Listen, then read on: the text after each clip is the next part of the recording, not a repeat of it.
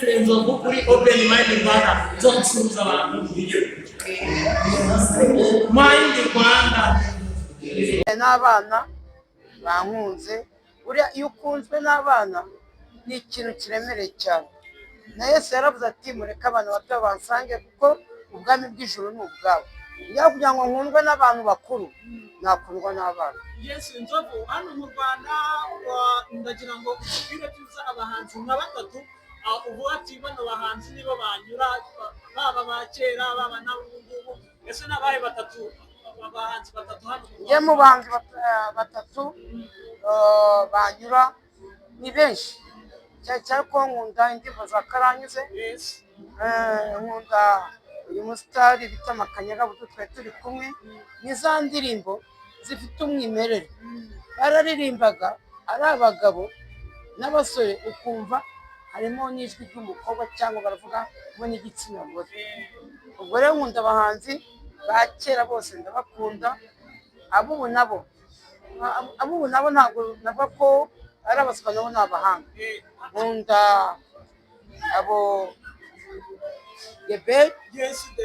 Gebe nyamaye na telefone nkunda Knowless nkunda Top Cross bose ndabakunda. Dusoza girira ijambo cyangwa se ubutumwa ugenera abanyarwamagana n'abanyarwanda muri rusange hanyuma dusoza.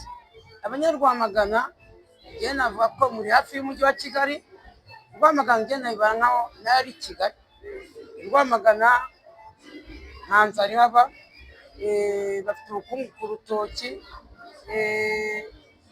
ibitoki byinshi bibiki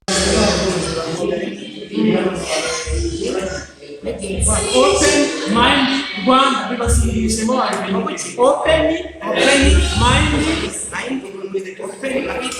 Rwanda Okay, nasiza Open Mind Rwanda. Yes,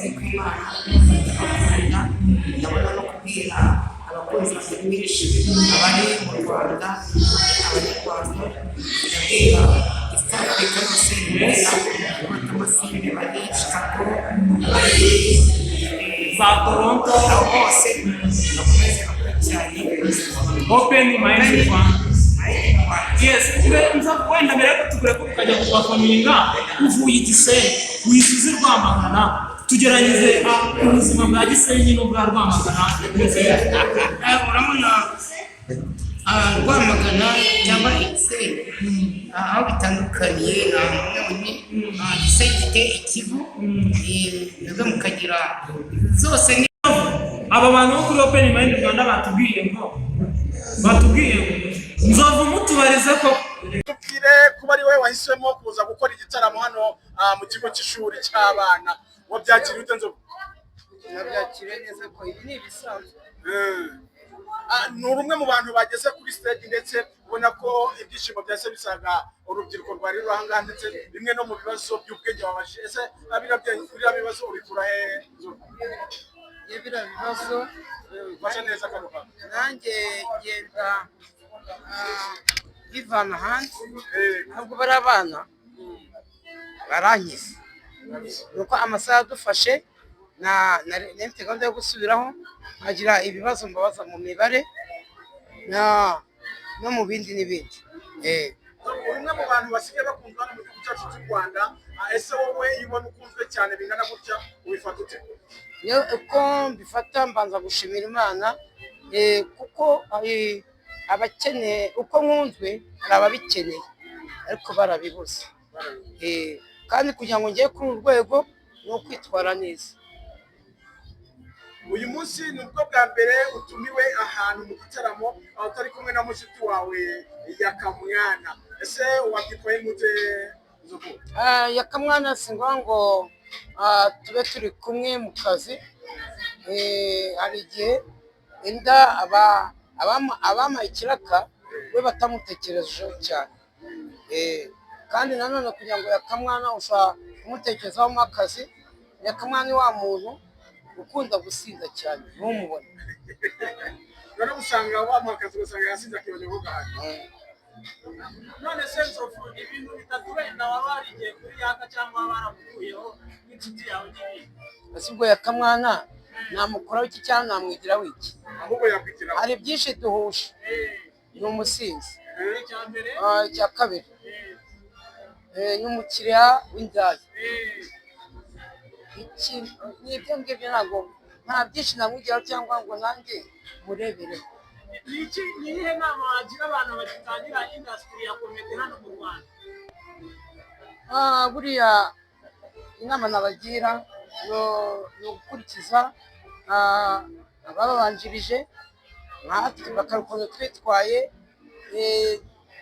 komedi bazayishobora kuko ubu ngubu usibye twebwe twatangiye mbere ibintu ikoranabuhanga ritaraza, ubu noneho ibintu dukora ibingibi dukora biradutunze. N'umuntu waranje investe hano mu Rwanda, ubona ngo wamenye neza amafaranga ukora ukabika neza, uwo muntu ntabwo yakurusha amafaranga. Niyo mpamvu nyuma yo kuba ukunzwe cyane hano mu gihugu, uwuhe musaruro ugiye kubibyaza Nzovu uburyo bitazongera gusubira? Umusaruro ngiye mu mujyi wa Kigali ndakodesha, ariko mu byo niyemeje na nyuma y'imyaka 2 Imana nimfasha ikamuburame, nzaba nifite nk'akabanza kanjye. Uyu munsi rero wari mu gitaramo hamwe na Kanyombyino ndetse na Makanyaga. Ni igitaramo bigaragaye ko cyari kiryoshye cyane ndetse wari wanishimye cyane.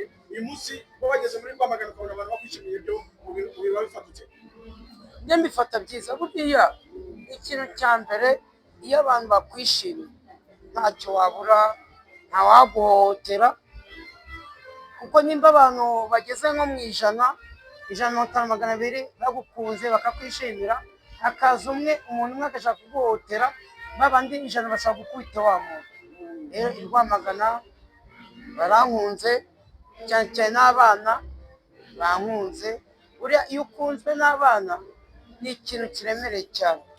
Na Yesu yaravuze ati mureke abantu bato bansange kuko ubwami bw'ijuru ni ubwabo. Njya kugira ngo nkundwe n'abantu bakuru, nakundwa n'abana. Yes, Nzovu, hano mu Rwanda ndagira ngo ubwire tuza abahanzi nka 3 uvuga ati bano bahanzi nibo banyura, baba ba kera baba n'ubu ngubu. Ese nabahe 3 abahanzi 3 hano mu Rwanda? Njye mu bahanzi 3 banyura ni benshi, cyane ko nkunda indirimbo za Karanyuze. Nkunda uyu musitari bita Makanyaga, buto twari turi kumwe. Ni za ndirimbo zifite umwimerere, bararirimbaga ari abagabo n'abasore, ukumva harimo n'ijwi ry'umukobwa cyangwa baravuga ngo ni igitsina gore. Ubwo rero nkunda abahanzi ba kera bose, ndabakunda. Abubu nabo ntabwo navuga ko ari abaswa, nabo ni abahanga. Nkunda abo Yebeni yampaye na telefone, nkunda Knowless, nkunda Tom Close, bose ndabakunda. Dusoza agirira ijambo cyangwa se ubutumwa ugenera Abanyarwamagana n'Abanyarwanda muri rusange, hanyuma dusoza. Abanyarwamagana njye navuga ko muri hafi y'umujyi wa Kigali. Rwamagana njye nayibara nkaho nayo ari Kigali. Rwamagana nta nzara ihaba, bafite ubukungu ku rutoki, ibitoki byinshi bibiri